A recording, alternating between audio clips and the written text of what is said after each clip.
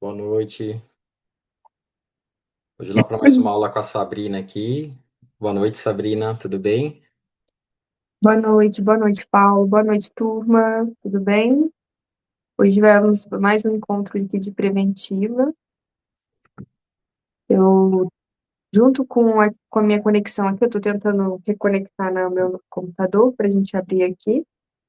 Mas a gente vai fazer hoje as 5 questões, né, com maior índice de erro desse último simulado que vocês fizeram, tá?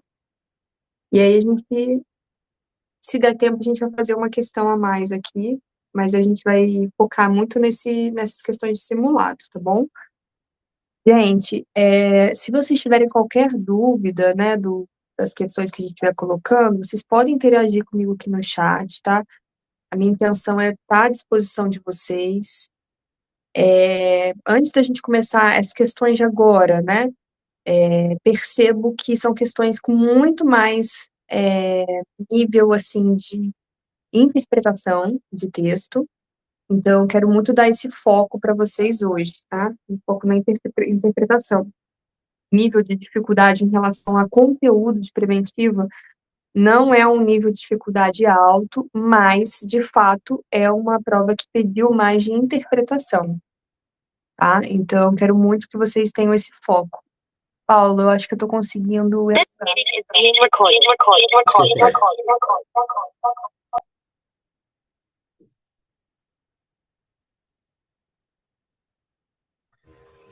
Pronto, agora eu estou só aqui. Ah, agora deu certo. Obrigada. Então, a gente vai começar aqui, tá, pessoal? Então, fiquem à disposição. Vamos interagir aqui no chat, por favor, tá? A gente vai começar aqui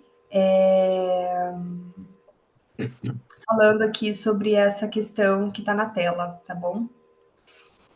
Essa questão, ela traz sobre um... Ela fala o seguinte: durante o acompanhamento de um homem de 62 anos com hipertrofia prostática benigna e histórico de 3 consultas prévias na unidade de saúde, o médico da Estratégia da Saúde da Família detecta alterações recentes no padrão miccional, com jato fraco, imaturo intermitente e perda de peso não intencional.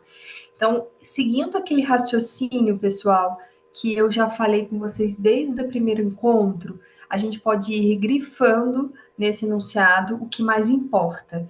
Então, a gente faz essa primeira leitura completa, já grifando o que você acha de mais importante, e depois, se você sentir necessidade, você pode ler de novo somente os tópicos que você grifou.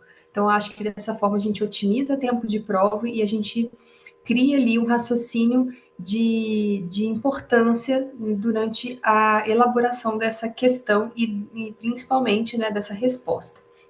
Então, aqui, já começando, eu já grifei 62 anos, grifei que ele já tem diagnóstico, tá, de hipertrofia prostática benigna, e que ele já vem acompanhando com 3 consultas prévias na unidade. Então, está mostrando que ele é um paciente que já está em acompanhamento com a gente. Eu também grifei alteração recente no padrão miccional, então, apesar dele ter esse diagnóstico de hipertrofia, ele está com uma exacerbação, com alteração recente do padrão miccional, jato fraco, hematura intermitente e perda de peso não intencional. Vários quadros aí que me chamam a atenção para uma gravidade. A hipertrofia prostática benigna, ela é, né, uma condição que ela pode, né, ser uma precursora de um CA de próstata, né? E o meu paciente já vem acompanhando, ele tem uma piora da clínica com alteração de jato, hematura intermitente e perda ponderal. Então, isso tudo me leva a um alerta de que esse paciente pode estar evoluindo com alguma gravidade, principalmente o CA de próstata, tá? Continuando a leitura, né? Eu ainda não olhei minhas alternativas. O paciente ele já foi encaminhado à urologia. Então, a conduta é encaminhar a urologia esse paciente, né? A gente tem várias questões que o gabarito é encaminhar para referência, mas que entre as alternativas está falando para encaminhar para referência, mas eu falo com vocês que a atenção primária ela segura o máximo o paciente para tentar ser resolutivo, evitar as referências desnecessárias, mas nesse caso não seria uma referência desnecessária. É um paciente que ele de fato precisa ir para o urologista, para o especialista focal. Mas o agendamento ainda não foi concretizado, tá? Então, diante da situação, o médico da APS reavalia o caso e aí eu grifo, realiza contato com a regulação para tentar antecipar essa consulta, além de solicitar exames laboratoriais adicionais. Antes de eu ler as alternativas, eu vou tentar entender o que esse médico está fazendo, gente. Ele está com um paciente, né, que já tem um diagnóstico, como eu falei, que ele é precursor de uma alteração neoplásica. Ele começa a apresentar clínica de câncer, ele é um paciente com fator de risco, e eu coloco ele na regulação. Vou encaminhar ele para a urologia, mas a fila não está andando. E eu tô com esse paciente grave precisando de um atendimento imediato. Então, eu, como médica, o que eu vou fazer? Eu vou lá na minha parte de regulação, vou tentar antecipar a consulta, modificando os critérios de gravidade desse paciente, né? Pedindo ali a vaga zero, pedindo um paciente mais urgente, porque esse paciente é urgente. E eu já vou antecipar o cuidado desse paciente, já pedindo exames laboratoriais, enfim, qualquer coisa que já possa adiantar a vida e a consulta com esse urologista. E aí a minha pergunta é: diante das minhas aplicações práticas nos princípios da atenção primária, qual é a alternativa correta, né? Letra A: vigilância em saúde e orientação comunitária, uma vez que se prioriza a ação preventiva e busca por fatores de risco em um indivíduo potencialmente vulnerável. Letra B, acesso e equidade, pois o paciente, por estar em um grupo etário mais suscetível, ele tem o direito à prioridade de fila de consultas especializadas e exames de maior complexidade. Letra C, coordenação do cuidado e longitudinalidade, com acompanhamento contínuo do paciente ao longo do tempo e articulação entre os pontos da rede de atenção à saúde. E letra D, atenção centrada na doença e na resolutividade, considerando que o foco está na detecção precoce desse câncer e na rápida resposta clínica aos sintomas graves. Pessoal, quero ouvir de vocês. O que vocês marcam ou marcaram nessa alternativa? O Estevam, né? Eu acho que é Estevam.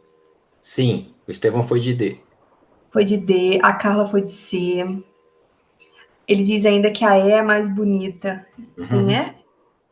É E mais bonita? Não Não, entendi. eu falei assim que é a mais bonita, né? Que eu achei do contexto, né? Ah, entendi. Que foi a letra D. D D. de dado. D. Fernanda foi de C. C, C. O Estevão que foi de D, que ele achou a mais bonita. Talvez Uhum. seja porque ele está falando que vai intervir na detecção precoce do câncer e na rápida resposta clínica. Então, o Estevão foi nessa. E o resto foi tudo de C, gente? Mais alguém botou alguma coisa diferente de C?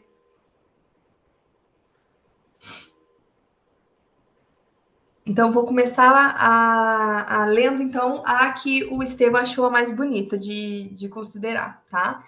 Que é a letra D. Aqui, Estevam, se a gente for sentido de pensando num câncer, né, e pensando que eu tenho que agir rápido, então se eu estiver falando que eu vou pensar que o foco está na detecção precoce e na rápida resposta clínica aos sintomas graves, ela realmente está muito bonita, né? Mas, por isso que eu falei que eu achei que as questões.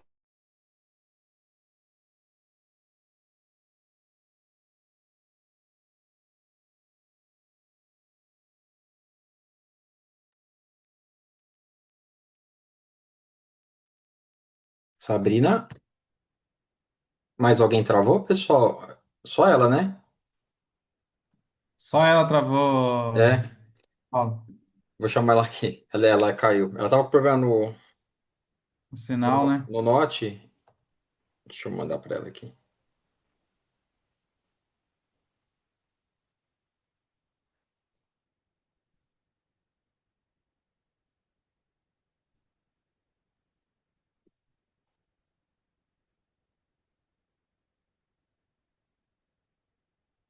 Só um minutinho, tá, pessoal?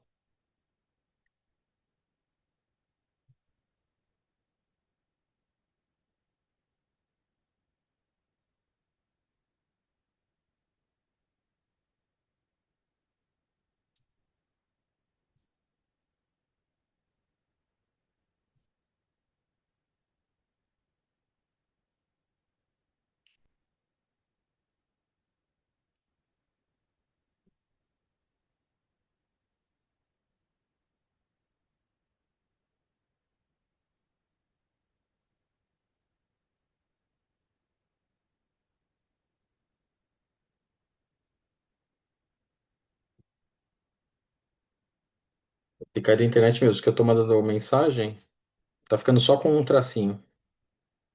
Aguardar um pouquinho.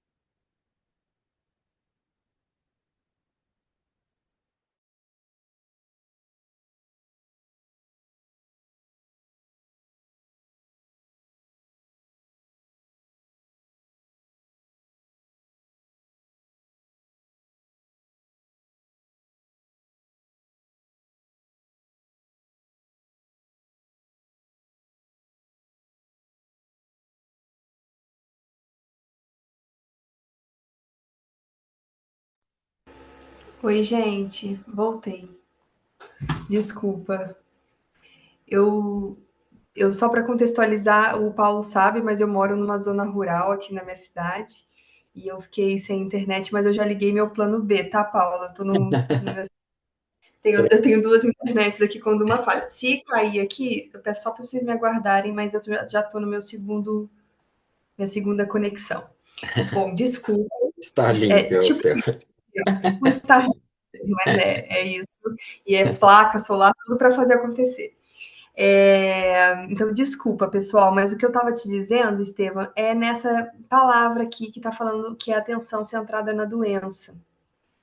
E ela não é. Quando a gente está falando de atenção Então, ô, primária, é doutora, quando tipo assim, na hora fazendo assim, eu fiquei entre C e D, chamou muita atenção. sim, Aí eu fiquei entre as duas. Tipo assim, a gente vai excluindo e fica no 50%, né? Aí eu sim. falei, a D tá mais chamando mais atenção minha. Eu fui nessa. Sim. E sabe que você falou uma coisa que é interessante, porque quando eu fui refazer essas questões, até para preparar a aula de vocês, eu senti que teve várias assim que é a mais certa de todas, entende? Ela não precisa ser tipo, por exemplo, se você olhar a D, ela não está assim errada no sentido de um cuidado, mas a gente está falando dos princípios da atenção primária. Então é a que mais casa com o que a gente defende, você entende, Estevam? Então, se você estivesse fazendo essa questão, por exemplo, na clínica médica, que é uma especialidade que de fato cuida do paciente mais centrado na doença, talvez a alternativa fosse ser. Mas como no meu enunciado eu estou pedindo os princípios da atenção primária, e olha que interessante, é uma alternativa de hiperplasia prostática que não está me pedindo conduta de hiperplasia prostática, está me perguntando o que eu vou fazer. Essa vontade de referenciar ele, de pedir a vaga zero, de pedir exames, antecipar a vida desse paciente que está estacionado ali na fila, o que é isso dentro da atenção primária? Porque se você pensar isso no sentido de urgência, no sentido de clínica médica, a gente encaminha e a gente pensa no próximo. Mas por que eu, na atenção primária, fico lá pensando no meu paciente que está na fila e não está andando? Que eu fico tentando o quê? Letra C, coordenação do cuidado. Esse paciente, apesar de eu referenciar ele para o urologista, ele continua sendo meu paciente, sobre minha responsabilidade, sobre o meu território. E eu só coordeno o cuidado quando eu mando ele para algum lugar. Eu não encaminho e esqueço dele, sabe? Então, isso é coordenação do cuidado. E a outra ponto que ele coloca, longitudinalidade, porque eu já estou falando que eu já acompanho esse paciente com 3 consultas. Eu continuei pensando nele mesmo depois que eu encaminhei para o urologista. Já estou pedindo os exames dele para antecipar alguma coisa com acompanhamento contínuo do paciente ao longo do tempo e articulação, porque minha função não é só jogar ele para outro especialista e esquecer. Eu estou articulando a rede, sinalizando para a rede que esse paciente é prioritário, articulando os meus recursos e vendo o que eu tenho ao meu alcance. Quando a gente está trabalhando na atenção primária, a gente entra e alimenta com frequência o CISREG, que é o nosso serviço de regulação, porque é a gente que decide como essa fila anda, no sentido que a gente sabe como que são as prioridades.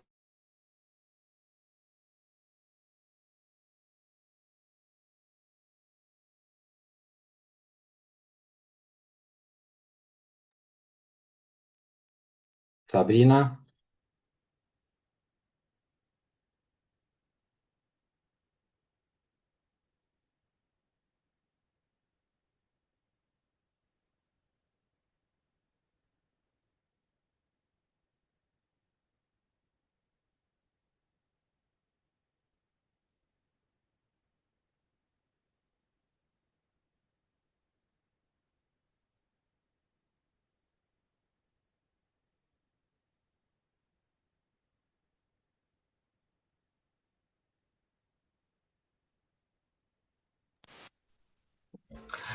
Bom, ele tem direito a uma prioridade Sabrina, na fila. você tinha caído, daí a gente ficou uns minutos sem, quase um minuto aí sem te Sem escutar.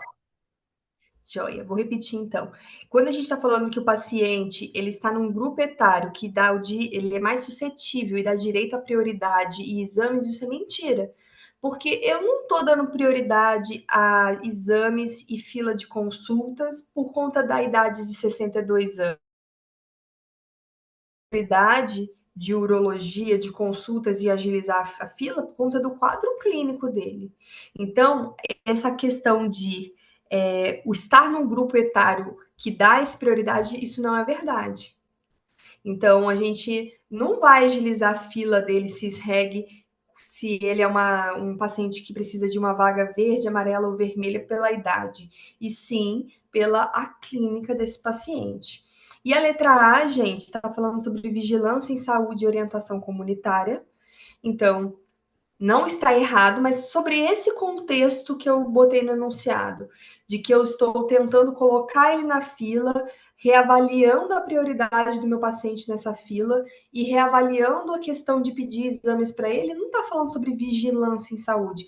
Vigilância em saúde é questões epidemiológicas, notificação, atuação no território. Não é isso que esse médico está fazendo.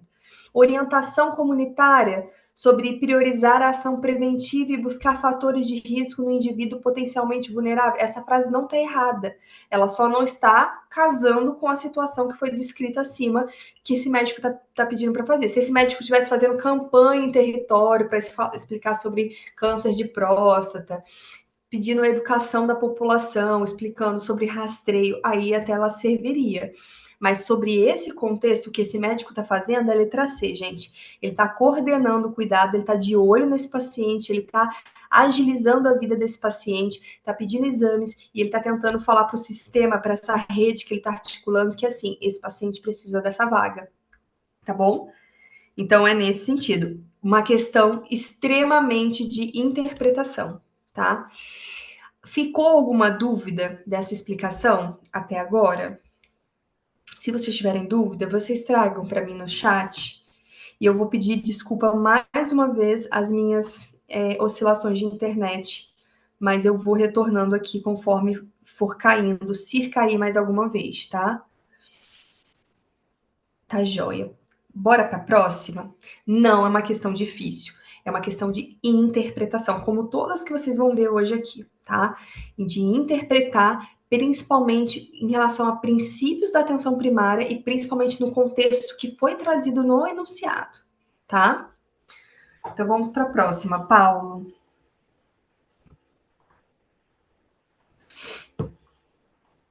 Questão 2. Durante durante uma visita domiciliar, a equipe de saúde da família, então eu já grifei visita domiciliar. A equipe de saúde da família avalia um idoso, grifo sempre a idade, 78 anos, viúvo, com a filha e 2 netos adolescentes. Relata ter deixado recentemente de frequentar o grupo de idosos na unidade de saúde após episódios de esquecimento. Eu grifei isso, episódios de queixas de declínio cognitivo, que deixaram constrangido. Refere piora do humor, grifei, piora do humor. Grifei perda de interesse nas atividades que antes eram prazerosas e esse sentimento de ser um peso para a família. Infelizmente, é um contexto bem comum quando a gente está falando da atenção ao idoso, tá? No momento da visita, apresenta-se com higiene pessoal negligenciada, comunicação lenta e postura retraída. A filha, que é a sua cuidadora principal, mostra-se bastante preocupada, mas também relata estar sobrecarregada, pois também cuida das demandas escolares e emocionais do filho.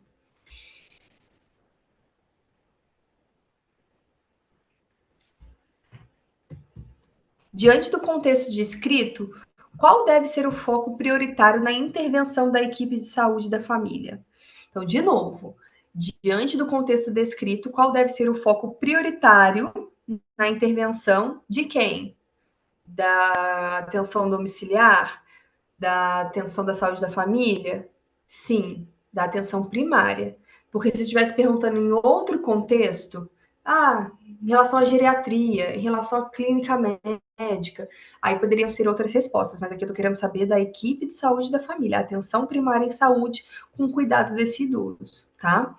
Letra A, prescrever antidepressivo para idoso e agendar avaliação com especialista em geriatria para definição diagnóstica. Letra B, fortalecer vínculo com a filha, oferecendo acolhimento individualizado, orientações sobre o cuidado e o suporte psicológico à cuidadora. Letra C, encaminhar a família para o CRAS e acionar o conselho tutelar, considerando a possível negligência e risco social envolvendo o idoso. Letra D, solicitar avaliação neuropsicológica e aplicação do mini-mental, que é mini exame do estado mental, para elucidar se o quadro é compatível com uma demência. Eu quero saber o que vocês responderam, o que vocês responderiam. Estevão foi de B. Vão me falando aí o que vocês responderiam. Meu outro Wi-Fi voltou, que é um Wi-Fi um pouco melhor. Eu vou trocar aqui enquanto isso. Podem me escrever aí o que vocês acharam.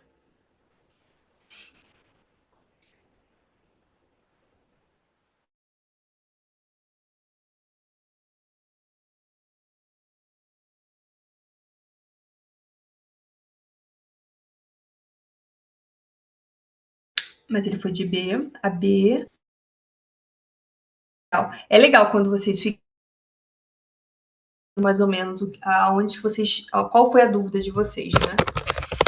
C e D. Tá. Então eu vou começar pela D, que foi onde vocês mais marcaram, né? B e D, eu vou começar pela D. Na questão D, gente, está trazendo para mim que eu vou solicitar uma avaliação neuropsicológica e aplicação do mini-mental para elucidar se o quadro é compatível com demência. Ela tá errada? Não. Apesar de o mini-mental ser um rastreio de declínio cognitivo, a prioridade inicial nesse caso, prioridade, né, que é o que eu estou perguntando em relação a minha pergunta, diante do contexto descrito, qual deve ser o foco prioritário da intervenção da equipe nesse domicílio? Eu estou diante de um declínio cognitivo. É importante olhar para isso? É. É importante eu fazer o mini-mental? É.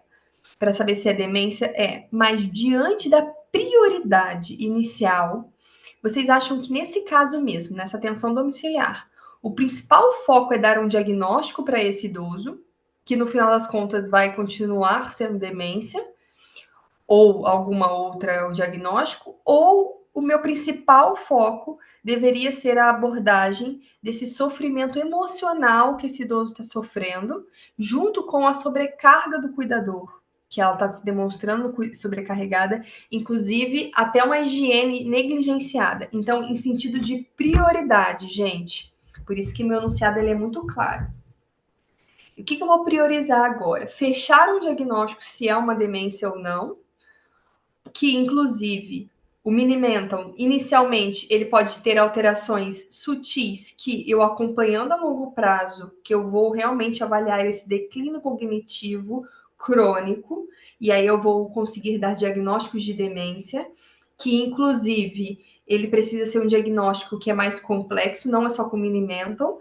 Eu preciso, inclusive, quando eu estou falando de idoso, descartar outras causas de declínio cognitivo, como a própria depressão. Então, ele está falando para mim que está com humor deprimido, ele está falando para mim que está com perda de interação social, ele está falando comigo alguns outros sintomas que me chamam a atenção, que demência e depressão são diagnósticos diferenciais. Mas, além disso, quando eu estou diante do idoso com esse tipo de declínio, eu também tenho que descartar causas orgânicas, TSH, distúrbio hidroeletrolítico, até mesmo sepse, tá? Então, essa avaliação clínica, de fato, ela é importante. A gente, em momento algum, está falando aqui que a gente precisa negligenciar, mas quando eu estou falando de prioridade, a minha prioridade nesse atendimento não é já lançar mão de um Mini-Mental para saber se é demência ou não, sendo que, na verdade, eu preciso de mais informações. Eu poderia melhorar essa alternativa dizendo que eu poderia solicitar o Mini-Mental e outros laboratórios, outras investigações para declínio cognitivo crônico, paciente, seria uma alternativa mais certa. Mas, ao mesmo tempo, eu estou falando de prioridade. E aí, quando eu estou falando, como eu falei para vocês, de estratégia de saúde da família, nosso próprio nome já dá essa dica, né, que é olhar para a família. Toda vez que vocês forem ver, né, atendimento que tem atenção domiciliar, que tenha um idoso ou algum paciente, né, em cuidados paliativos ou algum paciente com algum cuidado especial, que ele tenha um cuidador junto, a gente sempre tem que ter aquele olhar para cuidar de quem cuida, cuidar do cuidador. E aqui eu estou mostrando no enunciado que existe uma filha que ela é preocupada, ela está disposta para ajudar nesse cuidado do pai, mas ela já fala sobre uma sobrecarga, porque ela tem que cuidar do pai e do filho de todas as outras demandas. Então, aqui, esse momento, a minha prioridade, eu posso e devo investigar essa declínio cognitivo do meu idoso. Mas a minha prioridade nesse atendimento vai ser, primeiro, né,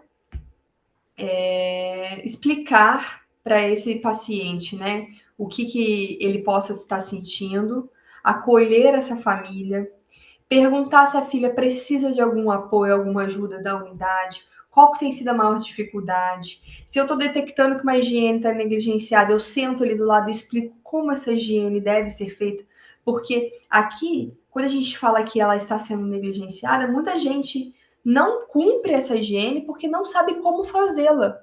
Então, nosso papel também como estratégia de saúde de família é explicar para essa filha que talvez nunca cuidou de um idoso, né, com esse comprometimento, como fazer uma higiene adequada, né? Então, acolher essa cuidadora, escuta ativa, que é para escutar não só a queixa, não só a doença, porque essa letra C, ela é muito focada na doença, de novo. E aqui eu estou focada no problema, e o problema está sendo o cuidado, o problema está sendo o humor desse idoso. Então, a alternativa mais correta, gente, é fortalecer o vínculo com essa filha. Colocar à disposição a unidade nesse cuidado, não só com o pai dela, mas com ela também. Fortalecer o vínculo para que ela busque ajuda na unidade quando precisar e que a gente vai estar apoiando ela nessa nova fase do pai dela. Oferecer acolhimento individualizado tanto para ela quanto para o idoso, orientações sobre o autocuidado, explicar para ela como cuidar dele, explicar para ela como higienizá-lo, mas também estimular isso ao próprio idoso e suporte psicológico na cuidadora, que já depõe ali aquela palavra sobrecarga. E a gente agora qual é a chance, né, dessa cuidadora conseguir levar ele para as consultas de neuropsicóloga, conseguir dar todo o suporte que possa ser necessário à investigação da demência dele, até mesmo num sentido a curto prazo sobre higiene, alimentação, os cuidados de queda do ambiente, a nova situação. Então, de novo, se a gente for ler essas questões, elas não estão erradas, essas alternativas, mas eu preciso sempre olhar o meu contexto de atenção primária em saúde e a alternativa mais correta dentro dela, né? E, principalmente, foco prioritário. Por exemplo, a alternativa A, que é prescrever um antidepressivo para o idoso, né? Primeiro, eu já fechei esse diagnóstico de depressão? De novo, declínio cognitivo, né? Parece uma coisa crônica, arrastada, inicialmente, né? Pelo que está sendo descrito. Mas eu já descartei as causas. Eu falei TSH, depressão, distúrbio hidroeletrolítico, até mesmo uma sepse, né? Então, paciente com uma infecção de urinária, uma infecção pulmonar, às vezes responde com uma queda do declínio cognitivo. Ele caiu? Teve algum trauma? Tem algum sinal focal para eu estar pensando em alguma coisa vascular ou até mesmo neurológica de precisar fazer uma imagem do crânio? Eu tenho sinais, eu já está mais compatível com uma demência? Eu investiguei isso, nada aconteceu. Como é que eu já vou prescrever um antidepressivo? E lembrando que eu estou falando de um idoso, 78 anos, que tem uma lista de medicamentos que são contraindicados nessa faixa etária e a maioria deles são dessas classes antidepressivas, antipsicóticas. Então, essa letra A, ela está atravessando muitas coisas, né? E aí, de novo, vou avaliar já de cara um especialista geriátrico para definição diagnóstica. A maioria desses pacientes, eles vão ficar acompanhando aqui na atenção primária. Só se eu tiver uma suspeita de realmente uma demência, que tiver um comportamento mais alterado, aí eu peço uma avaliação neurológica, tá? Letra C, que é encaminhar a família para o CRAS, que é um serviço de assistência social, e acionar o conselho tutelar, que, de novo, eu já falei isso uma vez com vocês, o conselho tutelar ele é mais direcionado a crianças, mas eles também podem ser utilizados em indivíduos com vulneráveis, né? E aí a gente considera os idosos também, mas a gente tem um conselho específico que é o conselho do idoso. Mas aqui, letra C, eu estou detectando uma violência. E assim, eu não detectei uma violência nesse enunciado. Como eu falei, é uma negligência de higiene. Nem todo mundo nasce sabendo como higienizar um paciente que já está ficando mais domiciliado, está ficando mais restrito, às vezes, ao leito, ao assento. Então, assim, às vezes as pessoas só fazem porque não sabem, ou porque, de novo, estão sobrecarregadas. Então, tomar cuidado, porque nessa letra C, eu já estou considerando possível negligência no sentido de violência e risco social no conselho tutelar. Eu estou rompendo o vínculo com essa filha, diferente da letra B, que eu estou fortalecendo o vínculo com essa filha. Então, eu estou colocando à disposição de ajuda. E aí, de novo, a letra D, né? Solicitar essa avaliação neuropsicológica, aplicação do minimento para elucidar se o quadro é compatível com demência. Posso até fazer, não no sentido prioritário desse atendimento. Fui nesse domicílio, estou no meio dessa visita domiciliar. O que é prioridade para mim? Eu marcarei a letra C, a letra A. E, gente, a letra B, fortalecer o vínculo com a filha, oferecer acolhimento individualizado e orientar sobre autocuidado e suporte psicológico. Aí, como eu faria, né? Logo em seguida, vamos pedir uma rotina laboratorial para a gente investigar o que pode estar acontecendo com esse declínio. Aí a gente vai pedir exames, a gente vai marcar consultas, aí a gente vai fazer todo o resto para abordar isso. Mas, de fato, a prioridade agora é colocar a mão no ombro dessa filha e falar: olha, a gente sabe que a situação é complicada, no que a gente pode te ajudar, fortalecer esse vínculo, explicar para ela como higienizar e tudo mais. Ficou claro, gente? Tem alguma dúvida nessa minha explicação? Tem alguma dúvida nessa questão? A gente pode partir para a próxima? Exatamente, Carlos. A prioridade nesse momento emocional é da família. E olha que interessante, de novo, uma questão de interpretação. Porque, de novo, se você for ver, a letra C não está errada de tudo. Mas quando eu vou olhar a palavra prioridade, aí eu consigo responder ela. E quando eu falo que a questão está de interpretação nessas palavras-chave, é essa questão de muitas questões, a pressa para fazer a leitura, a falta de concentração nas alternativas e a falta de concentração na pergunta específica.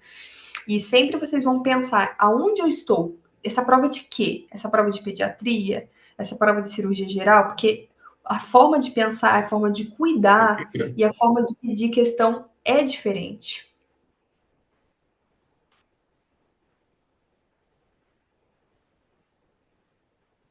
Alguém quer falar alguma coisa?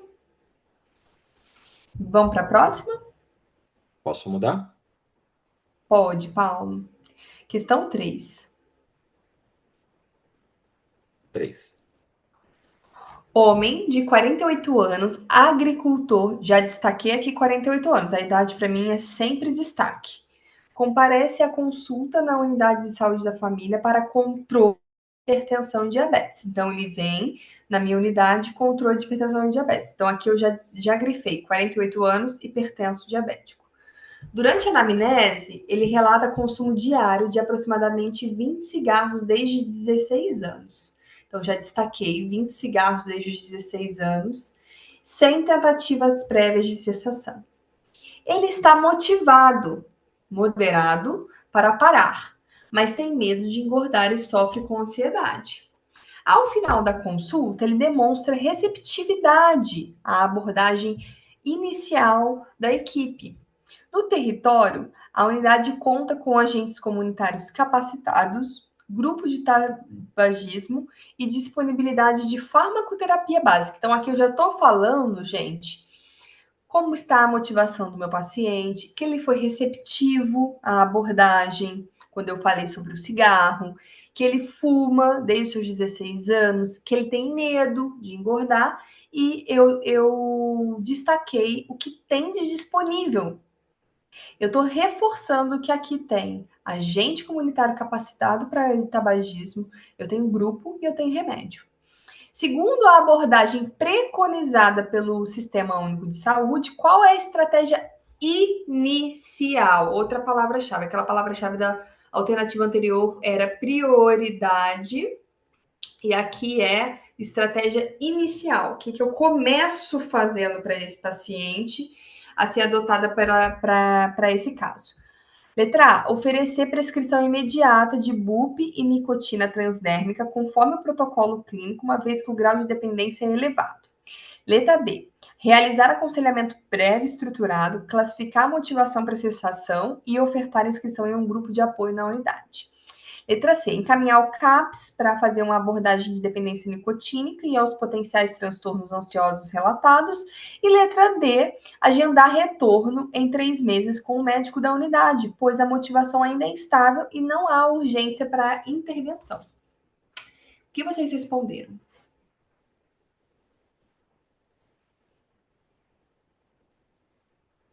B.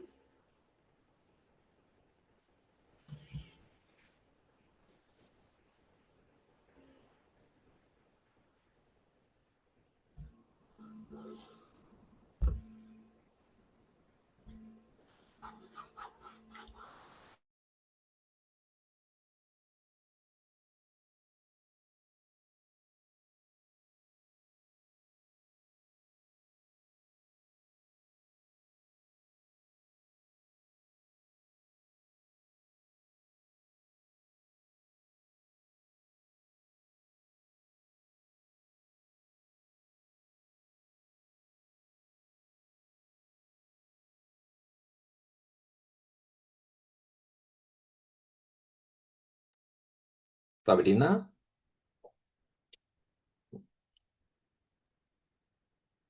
troco novamente, pessoal.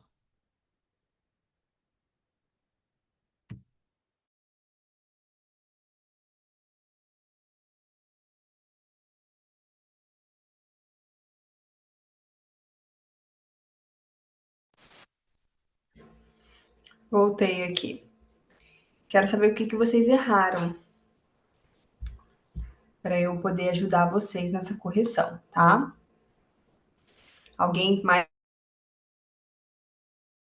colocou diferente foi o Estevão.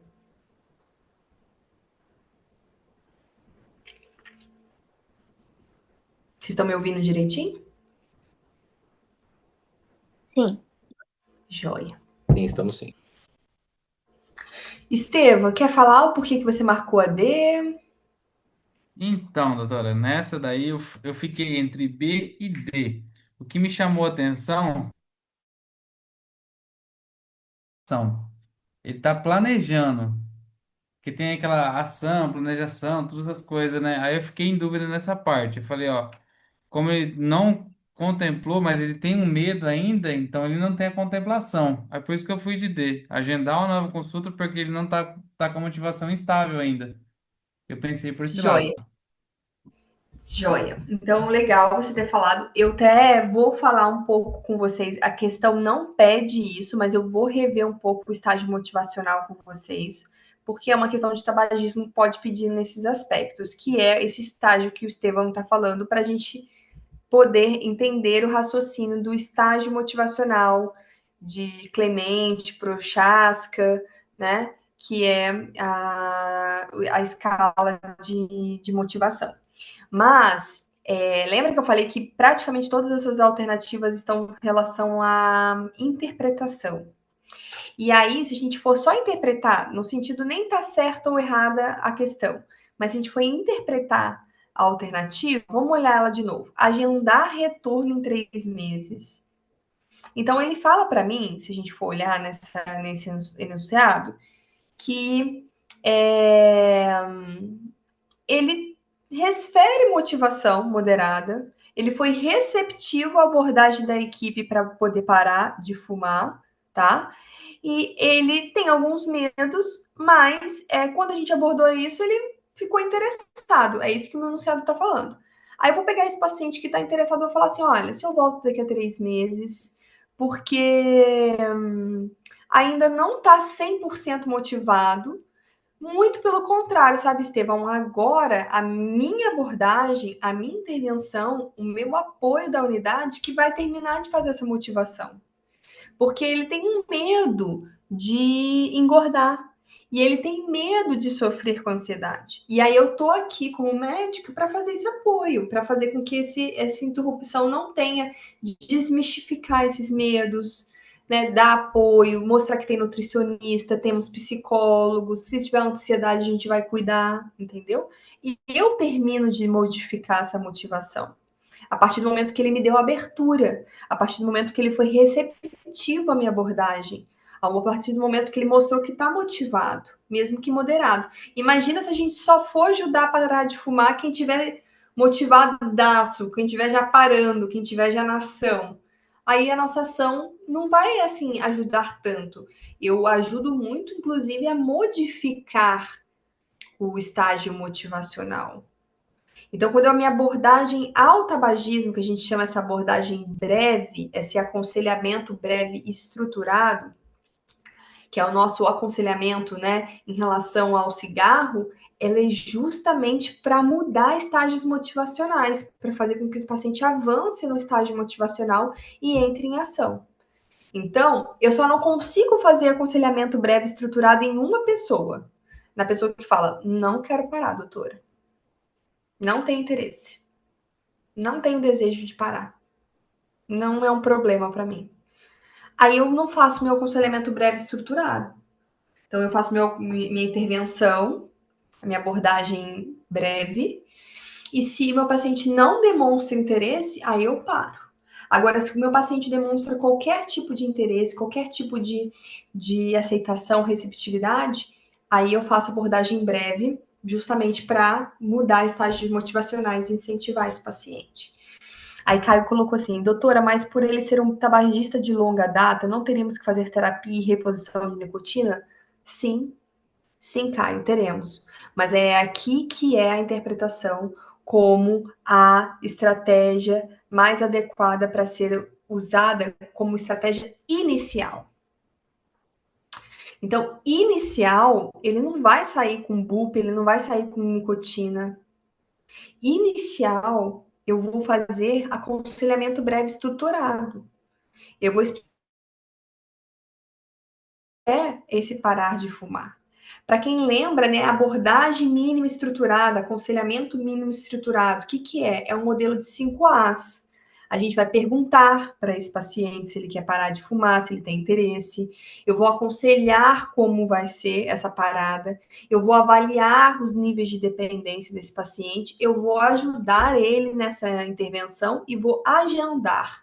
Agendar o quê, gente? Agendar se vai ser um cuidado individual ou se vai ser um cuidado em grupo. Eu vou acompanhar o senhor a parar de fumar. Então, eu vou perguntar: o senhor tem desejo de parar de fumar, então? Eu posso te apoiar nisso? Vamos conseguir juntos? Como é que vai ser esse processo? Esse processo vai ser aqui na unidade, o senhor vai vir em consultas comigo, ou o senhor vai vir em consultas no grupo, e aí eu vou marcar, vou oferecer ajuda e vou avaliar esse comportamento, tá? Esse é o primeiro passo. E ele vai ser feito em todas as consultas, principalmente quando os pacientes demonstrarem interesse em parar. Pode ser estágios motivacionais baixos, mas ele tem que estar com vontade de parar. Diante dessa motivação moderada, gente, eu vou ofertar o grupo, porque eu tenho um grupo disponível na minha unidade, com acompanhamento multiprofissional. Então, quando o Caio me pergunta, doutora, mas ele não precisaria de terapia? Sim, então eu ofereço o grupo e o acompanhamento multiprofissional. E essa abordagem eu vou pedir, né, para que o paciente entre em grupo. Aí, para quem nunca experimentou o grupo, nunca viu como ele é estruturado, a nossa primeira grupo, a nossa primeira entrevista, né, para a gente colocar o paciente dentro do grupo, o paciente ele preenche um questionário. E esse questionário que ele preenche é uma das perguntas que a gente faz, né, nesse questionário, é o teste de Fagerstrom. E para quem não lembra, o teste de Fagerstrom é para avaliar a dependência em nicotina. Então, apesar do meu paciente estar fumando 20 cigarros há 16 anos, ou seja, se eu fizer a conta rápida aqui desse paciente, a carga tabágica dele é 32 maços ano. Então, para a gente relembrar como é que eu faço conta de carga tabágica, né? Eu pego a quantidade de anos que meu paciente fuma e eu multiplico pela quantidade de maços que ele fuma.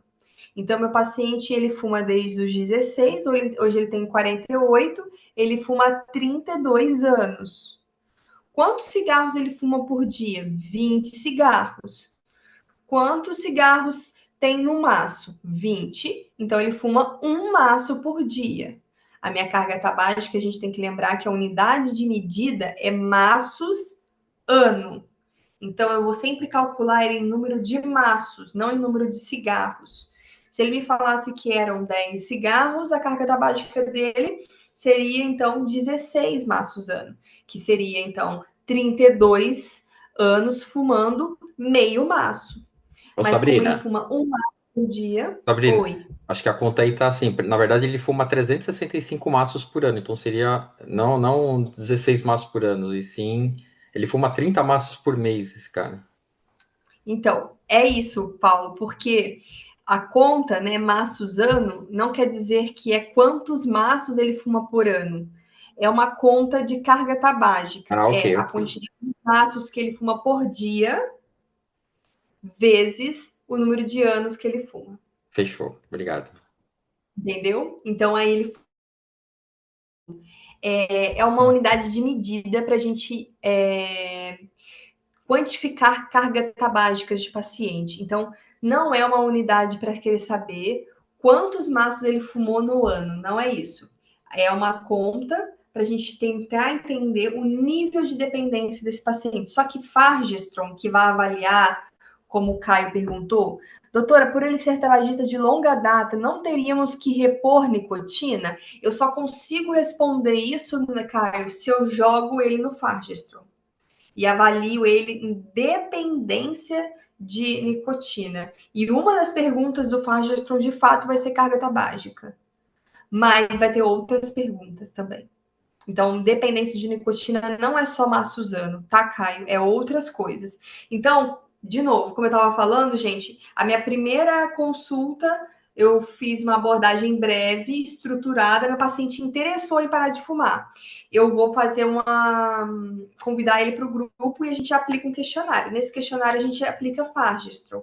E aí eu vou avaliar nível de dependência de nicotina. Nesse questionário também eu vou avaliar os outros tipos de dependência. Para cigarro eu tenho dependência de nicotina, eu tenho dependência comportamental e eu tenho dependência emocional. E aí, se eu tiver dependência emocional, Caio, aí eu inicio um tratamento para essa emoção, essa ansiedade relacionada ao cigarro, pode ser com a bupropiona. Então, veja, a bupropiona, se o paciente tiver só uma dependência nicotínica alta, sem dependência emocional ou comportamental, a bup não vai fazer sentido. Tanto é que também tem pacientes que podem fumar há muito tempo, mas eles não preenchem Fargestron, eles não têm dependência de nicotina e o tratamento vai ser só com bup. E tem gente, que não vai tratar nem com bup nem com nicotina. A dependência é totalmente comportamental. Aí terapia cognitivo-comportamental que funciona. Por que eu tô falando isso tudo? Porque tem esse remédio, eu falei que eu tenho remédio disponível na minha unidade. Bup funciona para tabagismo, adesivo de nicotina funciona para tabagismo, mas é o inicial? Não.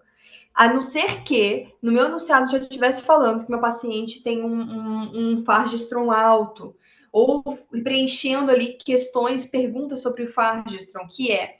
Vocês lembram o que o Fargestron pergunta? O que o Fargestron pergunta? Depois que o senhor acorda, quanto tempo depois o senhor fuma o primeiro cigarro? Então, se for menos que 30 minutos, ou se o cigarro mais gostoso é o da manhã, quando o senhor fica doente, o senhor não consegue parar de fumar mesmo assim?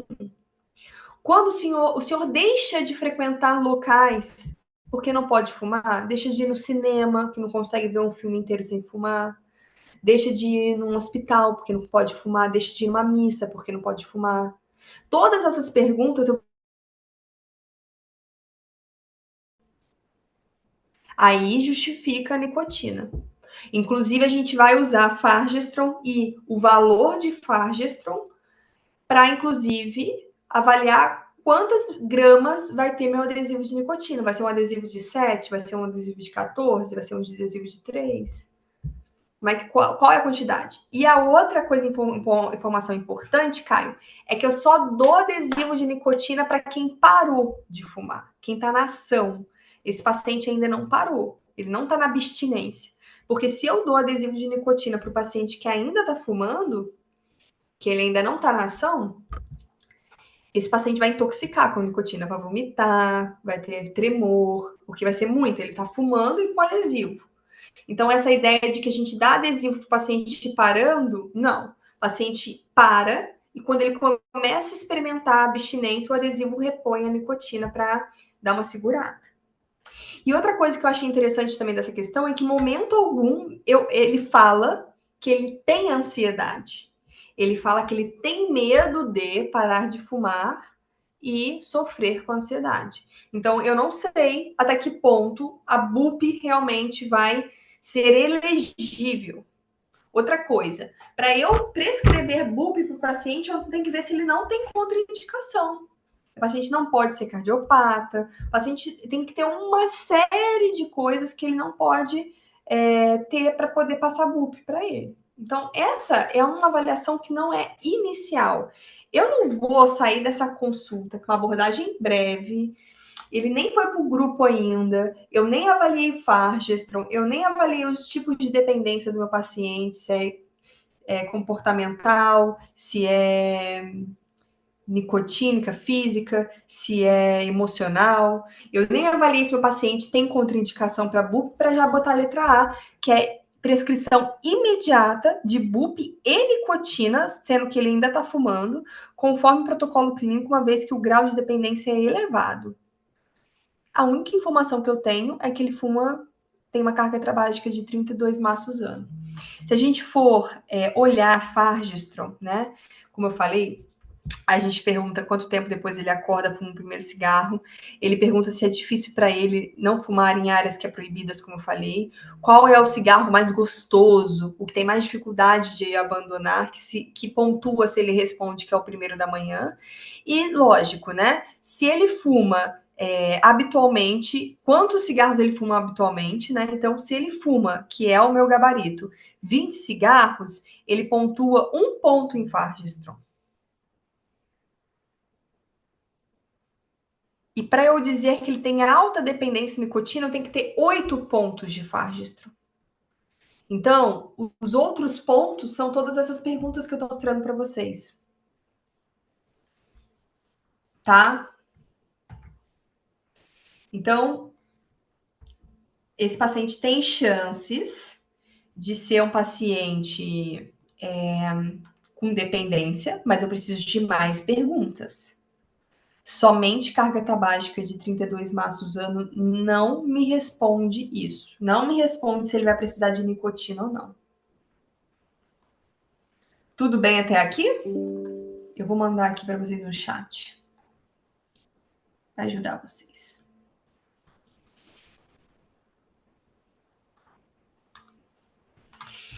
Então tá. Depois olhem que eu tô mandando aí no chat, tá? Tá indo uma imagem. Esse é o teste de Fargestrom. Ele avalia a dependência da nicotina. E como eu falei, a quantidade de cigarros que ele fuma só pontua isso daqui, ó, que é 20. Então só vai estar dando 1 ponto para ele. O resto todo do Fargestrom é o restante das perguntas que não foram feitas. Por que não foram feitas, Sabrina? Porque a gente está na abordagem breve. Essa pergunta inicial, ele vem para uma consulta de hipertensão, diabetes, eu descobri que ele fuma. Eu pergunto, nossa, o senhor já pensou nesse cigarro? Como é que é isso para você? Ele demonstrou interesse, eu falo, então o senhor volta em atendimento, vamos fazer uma consulta. Eu posso ajudar o senhor, já que o senhor tem interesse. Parabéns para o senhor ter interesse. Eu posso ajudar o senhor. O senhor vai voltar aqui numa consulta, tá? Eu vou classificar a motivação do senhor hoje, mas eu vou voltar aqui para uma consulta. A gente tem grupo aqui na unidade que vai ajudar o senhor. Eu vou ficar muito feliz de ver o senhor aqui para te dar esse apoio. Aí, nesse retorno dele, eu aplico escala, eu avalio os níveis de dependência, ele para de fumar, eu avalio se ele vai precisar de BUP ou não, se ele parar de fumar, tiver uma alta dependência de nicotina, eu faço adesivo, aí eu vou indo, multidisciplinar, terapia, explico para ele como não engordar e vou fazendo. Entenderam, gente? Então, é o momento que eu estou agora da consulta. Então, letra A, como eu falei, BUP e transdérmico de imediato não seria essa resposta mais correta. A letra B seria a resposta mais correta, que é o aconselhamento breve estruturado, classificação da motivação e ofertar a inscrição no grupo. Por que eu vou ofertar isso? Porque eu falo no meu anunciado que eu tenho um grupo disponível na minha unidade. Letra C, eu não vou precisar encaminhar. Por que eu vou encaminhar para um CAPS? Para dependência nicotínica, se eu tenho um grupo de tabagismo na minha unidade. Aí ele está falando assim, dos potenciais transtornos ansiosos relacionados. Esse paciente não me queixa de ansiedade no meu anunciado. Ele fala que ele tem medo de ficar ansioso. E medo de ficar ansioso, para quem está parando de fumar, é um medo universal. Então, a gente pode, inclusive no grupo do tabagismo, a gente tem várias técnicas para aliviar a fissura, a ansiedade que vai acontecer mesmo, tá? E letra D, agendar retorno em 3 meses. Então, muitos do meu paciente tem motivação de parar, ele fala que tem uma motivação, sim, moderada. Ele está aberto para a equipe, e aí eu falo, então se eu volto daqui a 3 meses, como eu falei calma, Estevam, como eu falei para o Estevam, agora é a hora de eu incentivar essa motivação a avançar. E também uma coisa que me incomodou muito nessa alternativa, Estevam, é escrever que não há urgência clínica para a intervenção. E para mim, sempre quando eu estou falando de tabagista e ele é hipertenso e diabético, não é assim, né, uma emergência, mas não posso dizer que não tem uma urgência clínica de intervenção para o tabagismo. Para mim, se o paciente fala para mim que topa parar de fumar, é agora, entende? Então, não precisa. Qual que seria a urgência clínica de intervenção, sabe? Fiquei depois pensando sobre isso. Bom, então, Caio, eu espero que eu tenha te respondido, tá, Caio? Qualquer coisa você escreve aqui. A Carla fala que estratégia inicial. Noélia perguntou em qual caso seria para fazer. Aí eu não sei o que é, Noélia, se você quiser especificar, tá? A Carla, não vamos iniciar direto com medicação, pois mais que ele precise, devemos começar pelo básico e ir avançando. Aí, assim, Carla, concordo, mas para esse caso, porque pode ser que tenha uma questão que ele já traga no enunciado que o fargestron dele é tal, que ele já tentou parar de fumar e não conseguiu antes porque ele sofre de ansiedade, que ele não tem contraindicação com BUP, aí a gente faz medicamento. Então, para esse caso, você está certíssima, não é o inicial, é sair dessa consulta já com essa prescrição. Agora entendi, obrigado. Eu tinha aprendido que já começava na tríade, TCC, nicotina e BUP. Sabe que em muito lugar vocês veem isso aprendido mesmo, tá? Mas se a gente for ver o protocolo do INCA, que é o nosso protocolo, são as intervenções, tá, Caio? Mas já não é assim a abordagem inicial para todo mundo, sabe? A gente tem critérios, contraindicação. Pode ser que na próxima consulta esse paciente saia com essas 3 prescrições: TCC, BUP e nicotina. Mas a gente tem essas 3 opções porque, como eu te falei, sabe, cara, a gente tem 3 níveis de dependência. Dependência, de novo, física, que é a dependência à nicotina, a substância, então eu uso nicotina. Dependência emocional, o cigarro é meu amigo, eu tô nervosa, eu fumo, eu tô ansiosa, eu fumo. Então ele é um ansiolítico, ele é um antidepressivo. Dependência emocional, BUP. E dependência comportamental, eu vou na minha varanda, tem que acender um cigarro. Eu vou tomar um café, eu tenho que acender um cigarro. É o comportamento, TCC. Você aprendeu que tem a tríade para cada tipo de dependência. Mas eu preciso estudar a dependência do meu paciente para saber qual é o melhor tratamento para ele. E tem vezes, cara, que a gente vai usar a tríade mesmo. Tem paciente que tem as 3 dependências, sabe? Mas tem paciente que só tem uma ou outra, entende? Então é muito individualizado. O gabarito é B, tá? E o Kai disse que respondeu. Então, eu falei com vocês de Fargestron, eu falei com vocês de carga tabágica, que é Massuzano, para que vocês contarem o número de anos que o paciente fuma e multiplicar pelo número de maços que ele fuma por dia, tá? E aí vocês vão ter a resposta da carga tabágica, o cálculo é feito dessa forma. E o gabarito é esse. O que eu queria falar com vocês, que eu já falei de Fargestron, eu já falei de carga tabágica, e a terceira coisa que eu acho que é importante falar em questão de tabagismo é modelo transteórico, que é estágio motivacional de Clemente Prochaska, né? Que é estágio motivacional, resumidamente. E aí o Estevam falou ali no começo, e aí eu percebi que os conceitos se confundem. Então, só para a gente falar brevemente, para a gente poder ir para a próxima questão, tá? Pré-contemplação é o paciente que eu falo que ele não tá afim. Ô, seu José, você já pensou em parar de fumar? Não, doutora.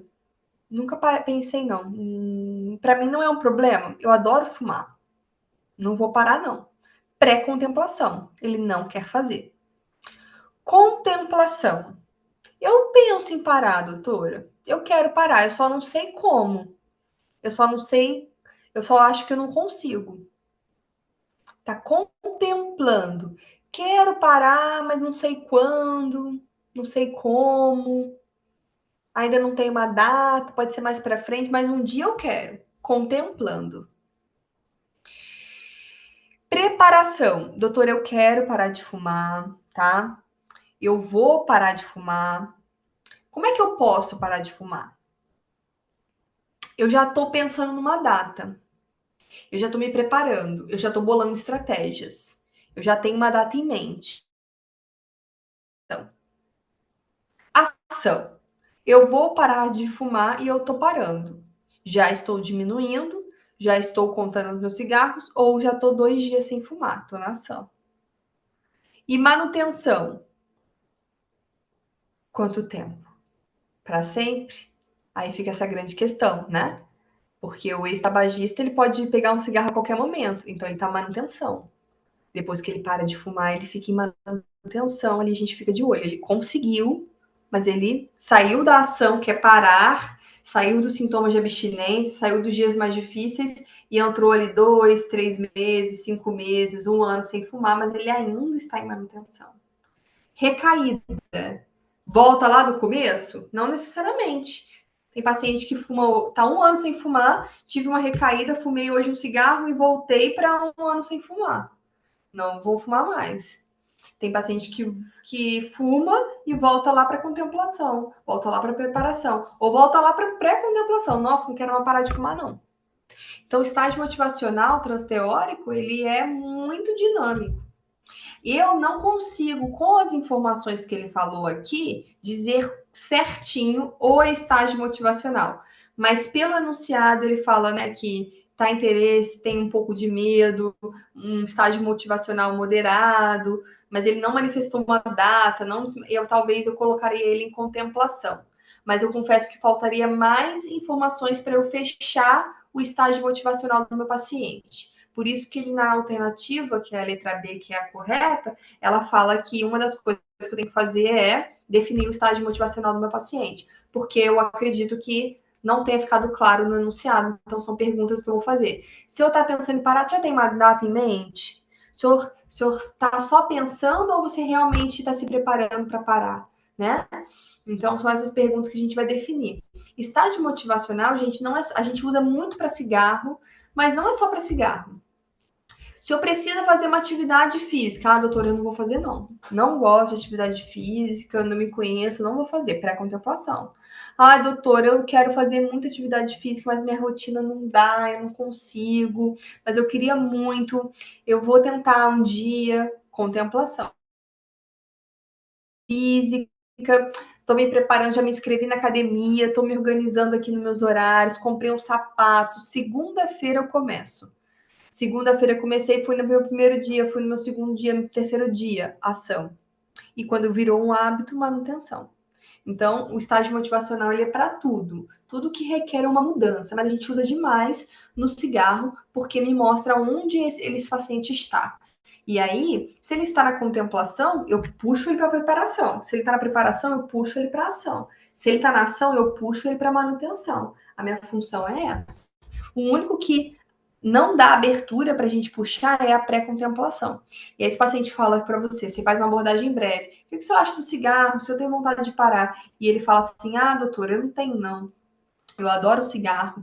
Eu não vou simplesmente deixar para lá. Eu não vou forçar ele parar, né? Nem vou inscrever ele no grupo de tabagismo, não vou fazer nada porque ele não quer.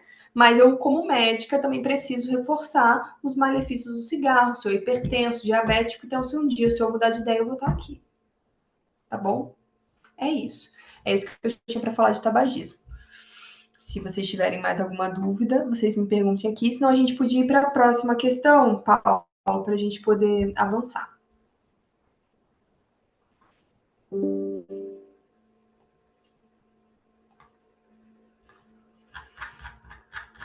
Sem dúvidas. Estou mandando mais uma imagem aqui para vocês olharem, salvarem depois e reverem isso que a gente está falando. A próxima pergunta, então, a gente está indo para a questão 4. Eu vou avançar um pouco mais rápido para a gente poder cumprir nosso tempo. É um homem de 62 anos, então eu destaquei 62 anos, trabalhador rural aposentado, comparece na unidade básica de saúde, fazendo uso regular de enalapril, 20 miligramas 2 vezes ao dia. Já grifei e já entendi que esse paciente está em dose otimizada de IECA, inibidor de...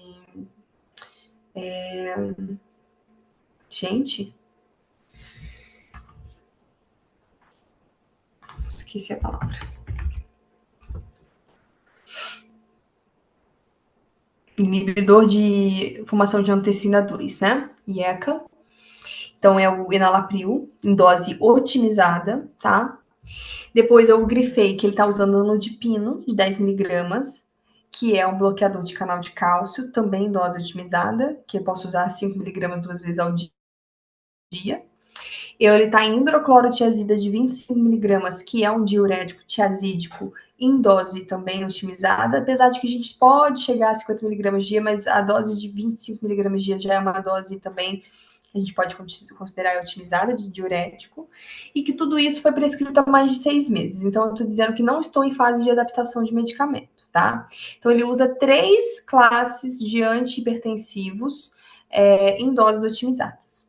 Mesmo com adesão adequada, medidas caseiras e registro de aferição, então ele coloca, mesmo com adesão adequada. Medidas caseiras, né, que seria o MRPA, que é registro, monitoramento residencial de pressão arterial, a pressão mantém persistente acima de 160%. Ele é obeso, eu coloco isso grifado, porque é um fator de risco. Sedentário, outro fator de risco. Etilista, outro fator de risco.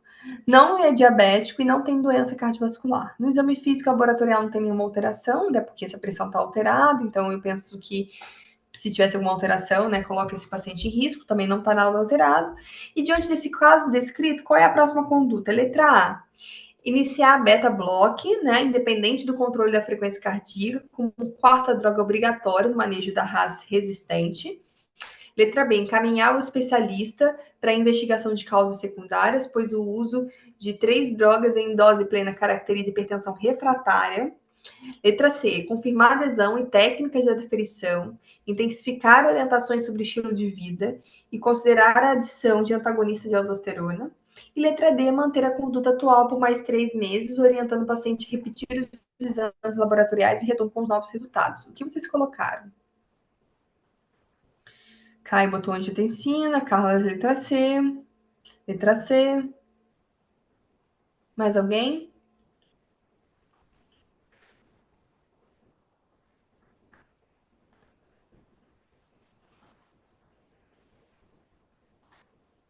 Letra C, letra C.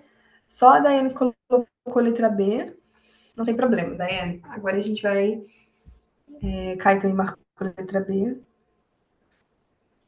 A dúvida aqui, gente, então, sendo mais objetiva para a gente dar o feedback dessa questão, é o seguinte. Esse paciente já está com 3 drogas otimizadas. Então, a minha conduta é, resumidamente, eu vou iniciar a 4ª droga, tá?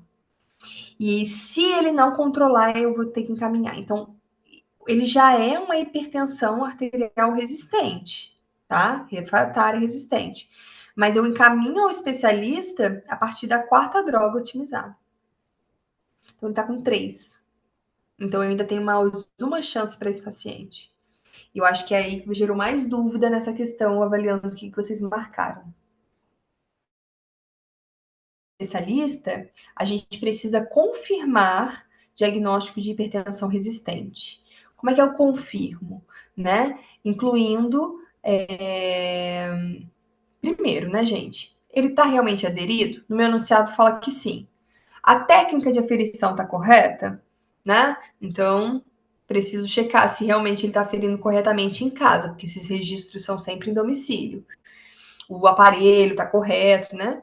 E as medidas não farmacológicas. Ele está fazendo medida não farmacológica? Não, ele está sedentário, né?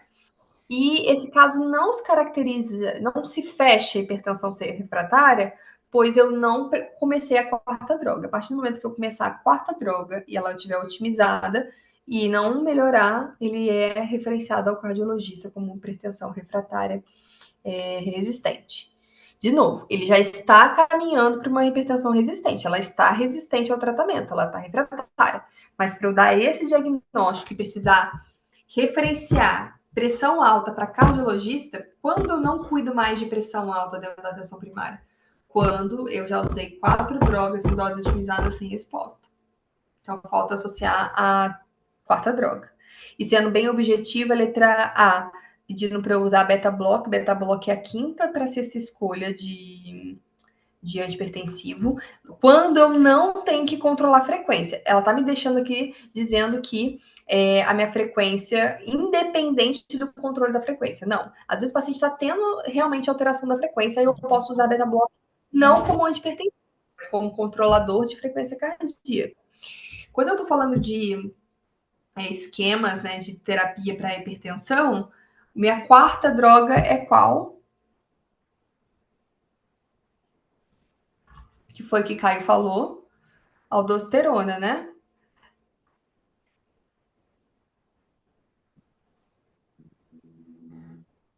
Então, o antagonista de aldosterona, alguém lembra qual que é essa droga? Pode me falar aqui no chat. Quem lembra que eu quero? Espironolactona? Espironolactona. Muito bem. Caio, bloqueador de canal de cálcio é a amlodipino. Ele já está usando. Então, ele está usando enalapril, que é um IECA, um lodipino, que é um BCC, um diurético, que é o hidrocloro, e a quarta droga, que é antagonista de aldosterona, e não respondeu, aí eu referencio para cardiologia, alguma coisa está acontecendo, aí vai investigar, né, as causas de hipertensão resistente, que pode ser até mesmo uma arteriopatia, né, uma rigidez arterial, enfim, isso aí já é com a cardiologista, a atenção primária referenciou, mas a beta-bloqueador, se não for para controle de frequência, ele é usado de última linha. Então, letra A está incorreta, porque está pedindo para eu prescrever beta-block, não é. Letra B está mandando eu encaminhar um especialista com 3 drogas otimizadas, então tem que fazer a quarta droga e aí sim encaminhar, caso não controle. Letra D está falando para manter a conduta inicial, não vou manter o paciente com uma pressão de 160 sem fazer nada, então também está errada. Letra C, confirmar a adesão, então eu vou lá confirmar com o paciente de fato que ele está tomando direitinho, confirmar a técnica de aferição, como eu falei, que é em domicílio, né? Então tem que checar a calibragem de aparelho, tem que checar como ele está fazendo, se ele está fazendo em repouso, se ele não está bebendo café, se ele não está fumando, se ele fumar, se ele não está com bexiga cheia, e intensificar as orientações sobre estilo de vida. Por que eu tenho que intensificar? Porque eu estou falando que o paciente é obeso, estou falando que o paciente é sedentário, estou falando que o paciente é etilista ocasional. Então, assim, o estilo de vida também dele não está favorecendo o controle dessa pressão, e adicionar um antagonista de aldosterona, que então seria a espirulactona. Tá bom? Doutora, tá me ouvindo? Tô te ouvindo, Daiane. Então, no caso, eu não tiraria nenhuma dessas que ele já está tomando e acrescentava espirulactona. Se acaso ele apresentasse problema cardíaco, aí a gente associava o beta-bloqueador, mas também continuaria com o espirulactona. Não só assim, problema cardíaco, mas se apresentasse alguma situação que eu precise controlar a frequência, aí sim eu preciso usar beta-block para controlar a frequência, não como um antihipertensivo. Ok, entendi. Obrigada. E assim, Daiane, se esse paciente apresenta um problema cardiológico, o paciente já infartou, o paciente tem uma angina instável, o paciente tem uma insuficiência cardíaca, ele tem que ir para um cardiologista independente da pressão refratária. Agora, se o paciente está só com pressão arterial alterada, estou usando as drogas, não está funcionando, mas eu estou colocando aqui que, inclusive, não tem histórico de doença cardiovascular, então eu não tenho essa pressa para encaminhar para o especialista como a letra B. Agora, se o paciente já tiver qualquer história cardiovascular, gente, ele é da atenção secundária, tá? Junto com a gente, óbvio, mas ele é um paciente da atenção secundária. Entendeu, Daiane? Aí eu associo a quarta droga, que é o espirulactona, sem mudar nada. Enalapril continua em dose otimizada, lodipina em dose otimizada, hidrocloro em dose otimizada, a quarta droga, espirulactona 25 mg dia, não melhorou, cardiologista. Outra coisa também, eu só vou escalonando as drogas, adicionando 1, 2, 3, 4, quando eu otimizo dose. Enalapril 1 vez ao dia, enalapril 2 vezes ao dia, amlodipina 1 vez ao dia, amlodipina 2 vezes ao dia, hidroclorotiazida, espirulactona, entenderam? Então, as doses otimizadas, né? Elas foram se otimizando.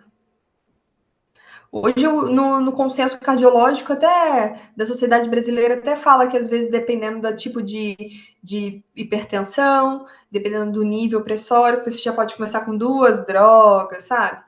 Mas, geralmente, por regra, quando tá com mais 4 drogas, precisa ir para o cardiologista. Tá bom, obrigada, doutora. Entendi.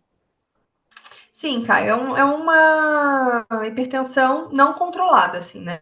Quando eu falo hipertensão persistente, até a hipertensão arterial controlada também é persistente, que ela é crônica. A palavra mais correta é, no caso, uma hipertensão sem controle clínico. Hipertensão resistente. Mas eu fecho o diagnóstico para hipertensão resistente com 4 drogas otimizadas. Então, se eu tivesse que fazer um diagnóstico, uma hipertensão sem controle clínico. Tá? Acho que a gente poderia ir para a próxima questão.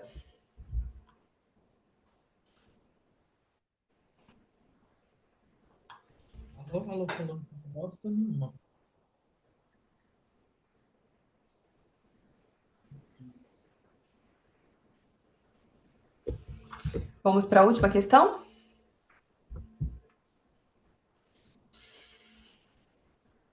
Então tá. Uma equipe de estratégia da saúde da família assume recentemente uma nova área descrita localizada na periferia, com histórico de violência comunitária, ausência de saneamento básico adequado, alta densidade populacional e ocupação irregular. Aqui eu grifei violência comunitária, eu grifei saneamento básico adequado, eu grifei alta densidade populacional e eu grifei ocupação irregular. Vários problemas estruturais, econômicos, sociais nessa minha população, no meu território. A equipe identifica dificuldades de vínculo, então eu grifei. Qual que é dificuldade? Vínculo. Eu grifei elevado número de demandas espontâneas e eu grifei baixa cobertura vacinal. Então, não tem vínculo na minha equipe. Alta consultas em demanda espontânea quer dizer que eles só vêm quando estão passando mal, extremo, tipo um padrão assim de pronto-socorro, sabe? E cobertura vacinal. Então, baixa prevenção. Diante das necessidades, gente, a minha pergunta é: diante das necessidades de reorganizar as ações e fortalecer o cuidado no território, olha as palavras. Qual a estratégia abaixo deve ser priorizada? A palavra de novo, olha o que eu grifo. Priorizada, não quer dizer o quê?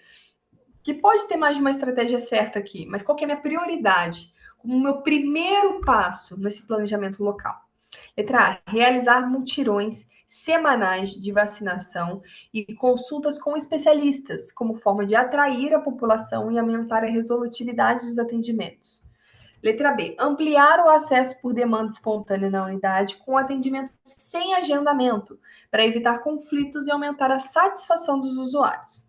Letra C, construir diagnóstico local participativo, com levantamento ativo das famílias, mapeamento de riscos e articulações intersectoriais com lideranças comunitárias. E letra D, solicitar reforço de segurança institucional e apoio da Secretaria de Saúde para realocar a unidade para a região mais segura e com melhor infraestrutura. O que vocês responderiam?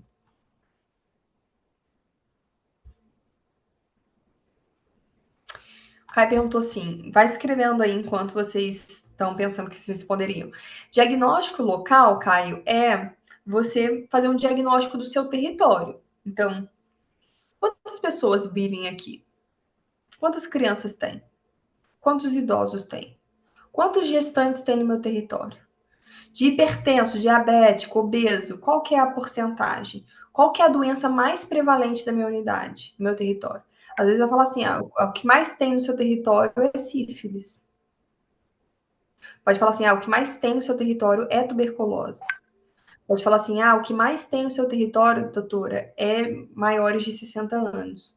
Diagnóstico local. Qual que é a situação? Cada território, cada unidade que vocês atendem tem uma característica, um diagnóstico local. Quantas mulheres, quantos homens, quantas crianças.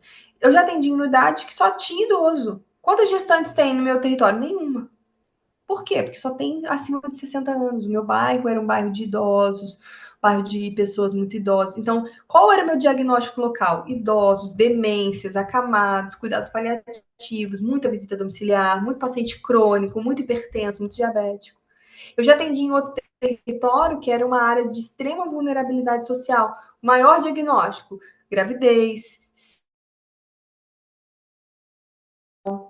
muita criança, muita puricultura. Então, diagnóstico local é isso.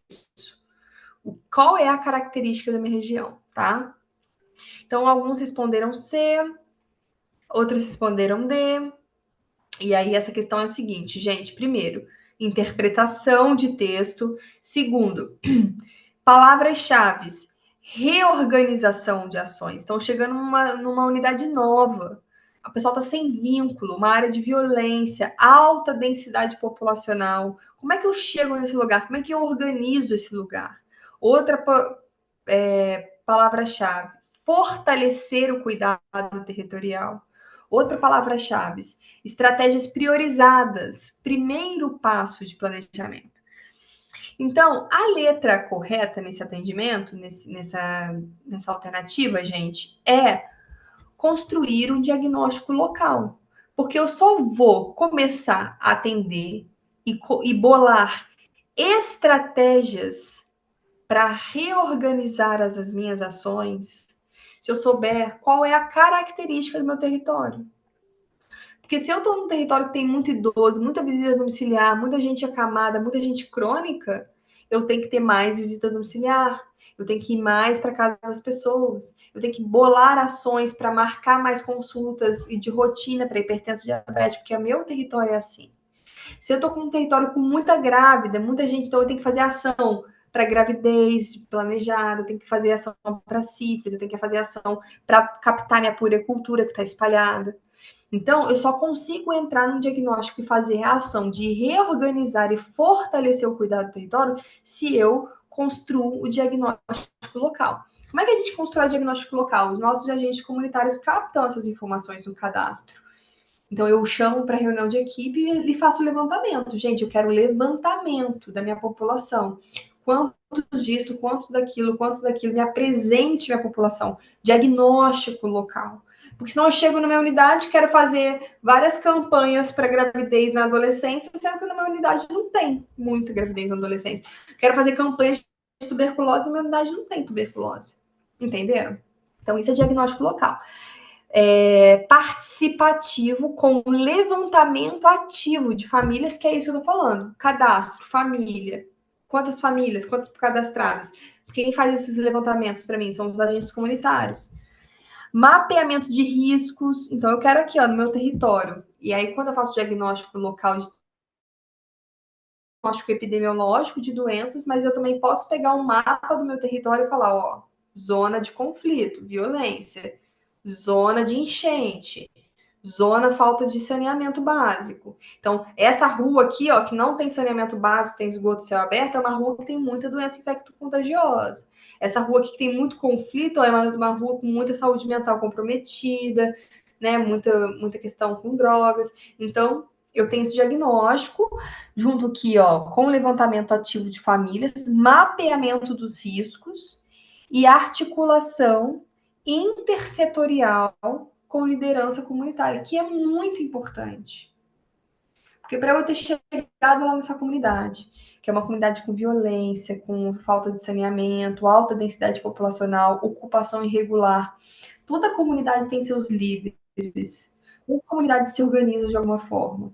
Então, quando eu, comunidade básica, articulo com a liderança comunitária, e vocês vão ver essa palavra muito em prova de preventiva, né? Que você vai estar pedindo a participação da comunidade, e eu vou criar meus elos com os líderes comunitários, eu vou me colocar como referência de saúde, e esses próprios líderes comunitários vão me dar diagnósticos populacionais.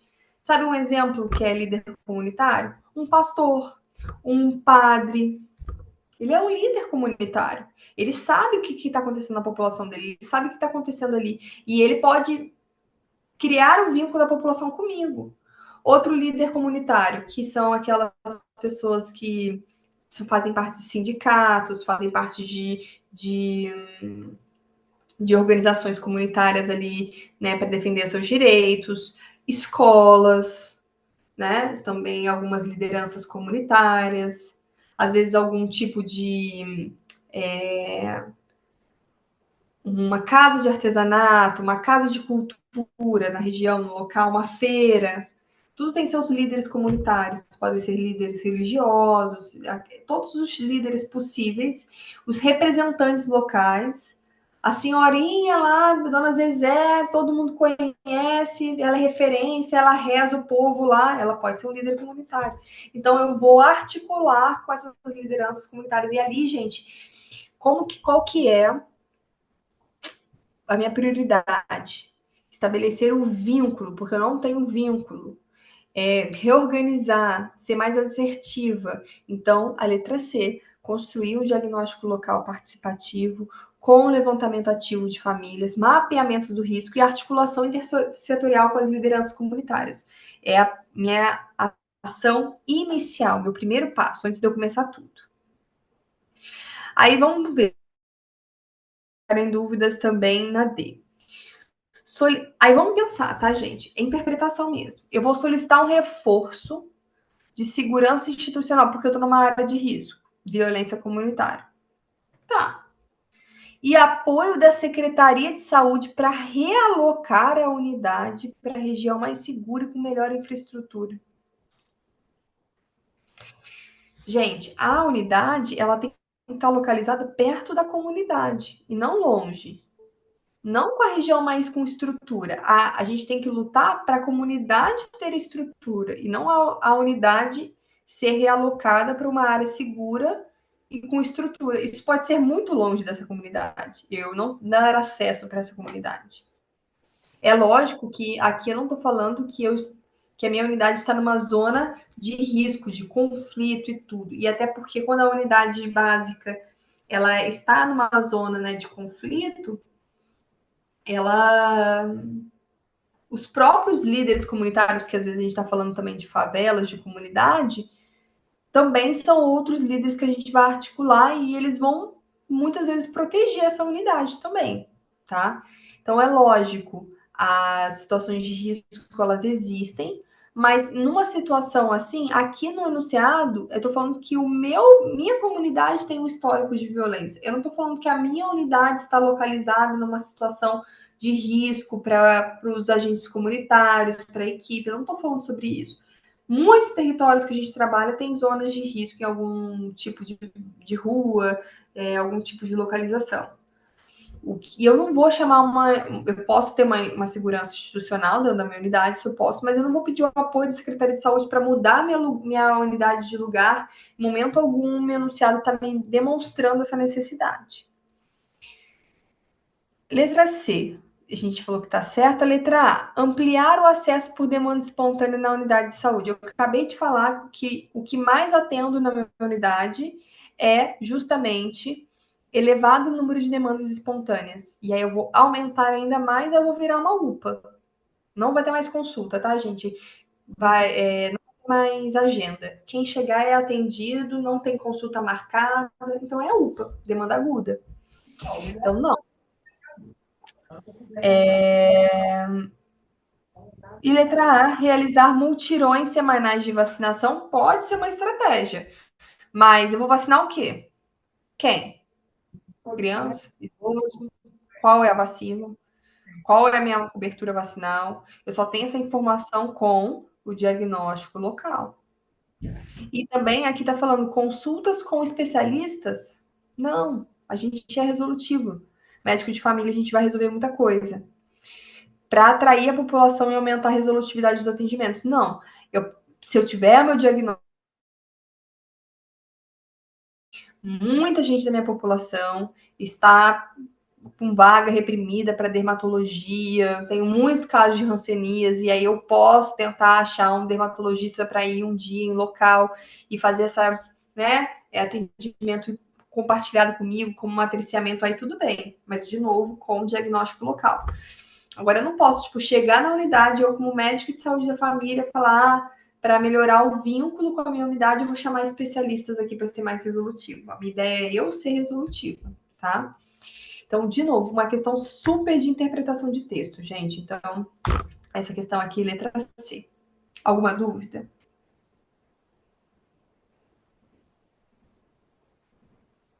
Bora para a próxima?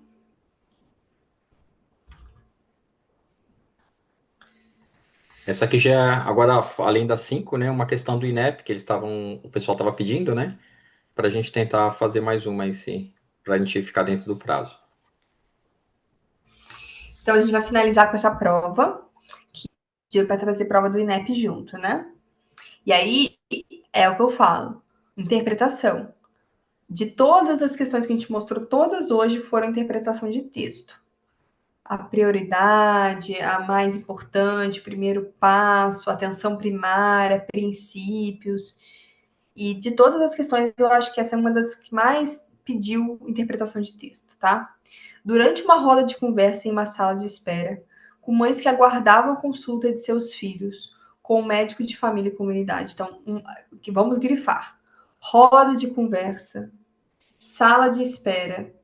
Isso é bom, gente? É muito bom. A gente usa a sala de espera, fica lá todo mundo esperando, vendo televisão. A gente desliga essa televisão e põe para fazer alguma ação em educação e saúde, porque enquanto essas pessoas estão esperando, a gente já está fazendo educação e saúde. Então, quando a gente está falando assim, sala de espera, roda de conversa, é uma coisa positiva.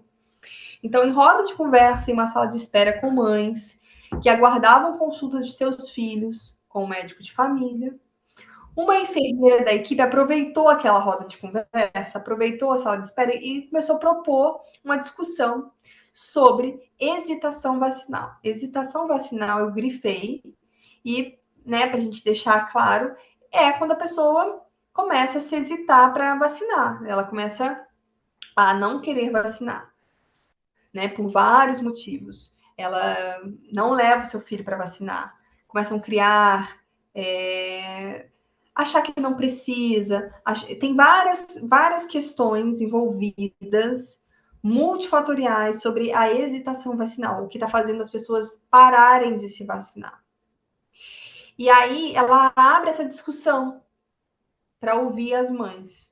Durante o diálogo, uma das participantes afirmou: é culpa tudo isso é da internet. Considerando essa situação, qual situação, gente? Interpretação de texto. A hesitação vacinal, assinale a alternativa correta acerca dos argumentos a serem utilizados pela enfermeira nessa conversa da comunidade. Então, olha que interessante. Argumentos a serem utilizados pela enfermeira. Então, a enfermeira, que é a profissional da saúde, levanta um tema na sala de conversa ali, na sala de espera. Hesitação vacinal. Cada uma das mulheres vai falar a sua opinião. Uma delas até falou, a culpa disso tudo é da internet. Qual é a fala da enfermeira? A referência ali, quem está mediando esse diálogo, ou seja, quem deveria ter a fala ali com o maior argumento em relação à saúde pública, né? O melhor argumento em relação ao conceito, à importância da vacinação. Então, essa mediadora, porque toda vez que a gente lança algum assunto, né, em relação à saúde, a gente, como profissional, a gente está ali mediando para dar a voz, né, daquele tema, tá bom? Você tem as alternativas aí, Paulo?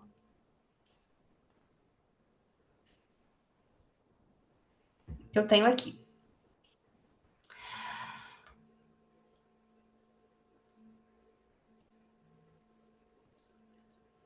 Paulo. Isso, obrigada. Letra A. A internet veicula dúvidas quanto à real eficácia e eficiência e segurança das vacinas, o que abala a confiança da população nos imunobiológicos. Ademais, o algoritmo das redes sociais associa temas anti-vacinação a outros temas de natureza moral, fazendo exposição seletiva. Essa é a fala da enfermeira. Letra B. A hesitação vacinal ocorre nos estratos sociais de menor renda, que são contrários à medicalização da saúde e acreditam que os hábitos de vida saudáveis protegem contra doenças e garantem saúde, dispensando as necessidades de vacinação. Letra B. A enfermeira fala: gente, o paradoxo epidemiológico de que algumas doenças imunopreveníveis hoje são raras, associando a complexidade do calendário vacinal. Por isso, criou a política de redução temporária de uso de algumas vacinas em determinado ano para aumentar o engajamento da população no ano seguinte. Ou a enfermeira fala, gente, a circulação de informações falsas, que são as fake news, impulsionadas pela internet, causa pouco impacto nas escolhas da população de menor poder aquisitivo, que tende a ser mais confiantes na vacinação e menor acesso às redes sociais. O que a enfermeira falou sobre hesitação? Não estou falando sobre qualquer mãe ali. Quem que é a enfermeira profissional de saúde falou sobre hesitação? Caio lá. A, a, a.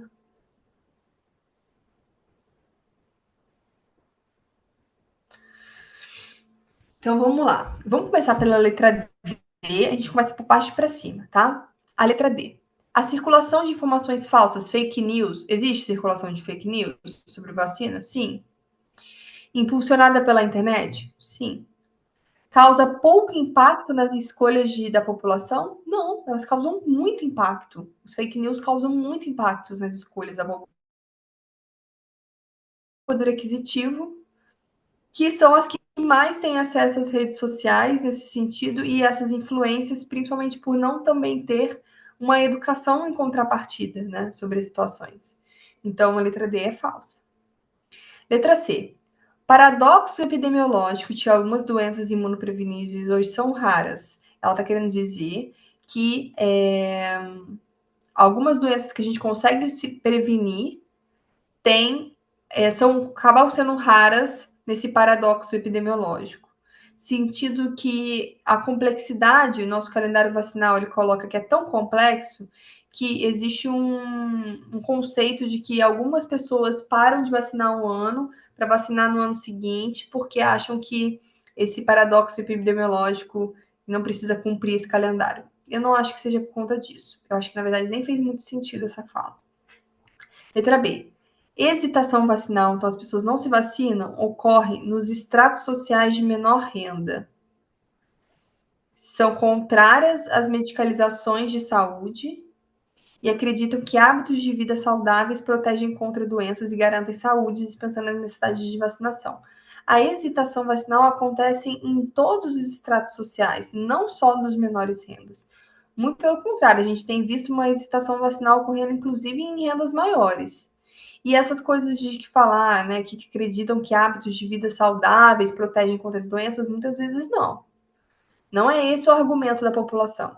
É acreditar que vacina está trazendo doença, que vacina causa outros riscos, que vacina não protege, entende? Então, ainda mais quando é população de menor renda, eles não têm nem a oportunidade de manter todos os hábitos de vida mais saudáveis do mundo, sabe?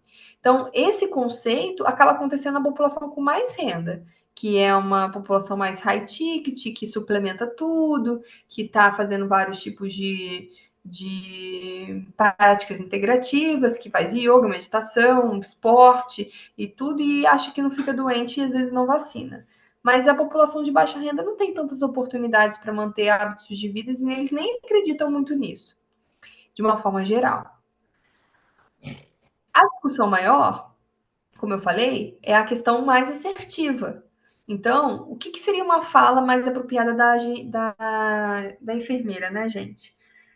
Que a internet, ela é um veículo de dúvidas, e de fato é.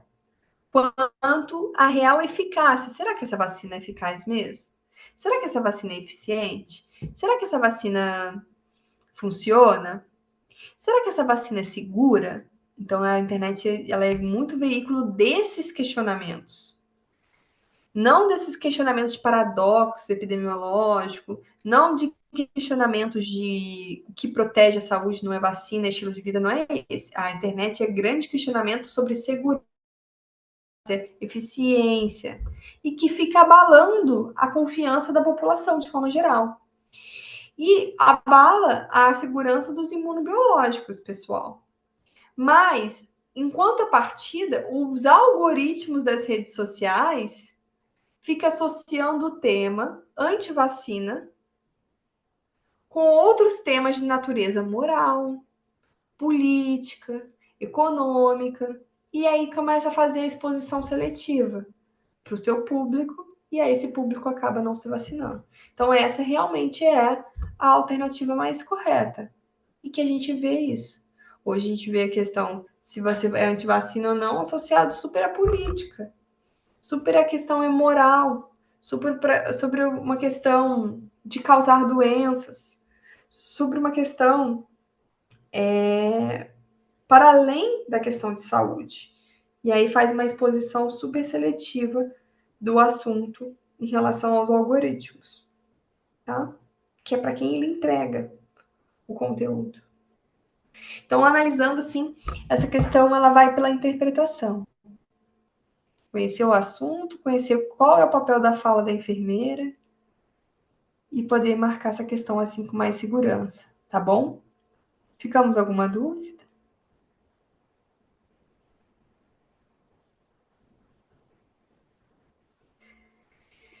Gente, para finalizar, eu vou falar uma coisa que eu falei várias vezes hoje. Eu não considero o nível de dificuldade das questões no sentido de preventiva. Se a gente estivesse construindo questões assim para preventiva, né? Tem muito mais questões com muito mais pegadinhas de conceitos, às vezes assim, sabe, uma questão que põe uma droga correta e uma droga incorreta embaixo, ou uma dose correta, uma dose incorreta, pegadinhas mesmo, questões maldosas. Eu não vi nesse simulado. O que eu vi nesse simulado é interpretação. Foi até uma das questões aqui que alguém falou assim, é uma questão mais chatinha. E a preventiva, ela traz isso, sabe? Começa a falar de prevenção de saúde, começa a falar de epidemiologia, diagnóstico local, a gente fica se confundindo nesse conceito, e aí a interpretação fica errada. Mas quando a gente espera, né, que essa aula possa ter tirado várias dúvidas de vocês, a gente consegue também interpretar mais correto. E a preventiva, ela é uma questão, ela é uma prova mais cansativa para vocês. Que ela não é tão objetiva, as questões não são tão objetivas quanto outras cadeiras. Então a gente tem essa pegada mais subjetiva, e a gente tem essa pegada desse olhar, desse cuidado diferenciado, dos princípios da atenção primária, mostrando que a gente está na atenção primária. E que na atenção primária o cuidado ele é diferenciado. O cuidado ele tem um olhar, ele tem uma conduta diferenciada. Então, para a gente finalizar o nosso terceiro encontro, se eu não estiver me perdendo aí, acho que é o terceiro encontro, né, Paulo? Sim. Para a gente encerrar esse terceiro encontro, eu vou dar a dica para vocês sobre interpretação. A gente aprender a fazer prova destacando as coisas principais. E a gente aprender a fazer a prova assim, qual parte da prova eu estou? É preventivo? Então eu vou abrir esse meu leque, essa minha forma de pensar. Se eu estiver fazendo a prova de uma questão de cirurgia, eu tenho uma outra forma de pensar. Uma prova de pediatria, eu tenho uma outra forma de pensar. Inclusive, uma outra forma de cobrar também a questão, né? Um outro padrão de questão. Às vezes a preventiva vem com enunciados maiores, vem com questões maiores de ler. Então, a gente tem esse padrão. Então, a gente está aqui para treinar vocês fazerem prova também, sabe? Então, é isso. A gente vai se encontrar mais vezes, vamos trazer mais outras dúvidas. Essas minhas dicas vão ficando mais repetitivas e elas vão entrando mais nesses conceitos. Eu espero que eu possa ter ajudado, tá? Depois vocês vão dar uma olhada nessas coisas que eu falei, vão pegando, né, para revisar esses conceitos que eu falei. E qualquer coisa a gente está à disposição, tá? Desculpem também as intercorrências aqui da internet, mas acho que deu tudo certo. Obrigado, viu, Sabina? Obrigado, pessoal. Bom descanso para todos aí, uma ótima noite, tá bom? Tchauzinho. Tchau, tchau.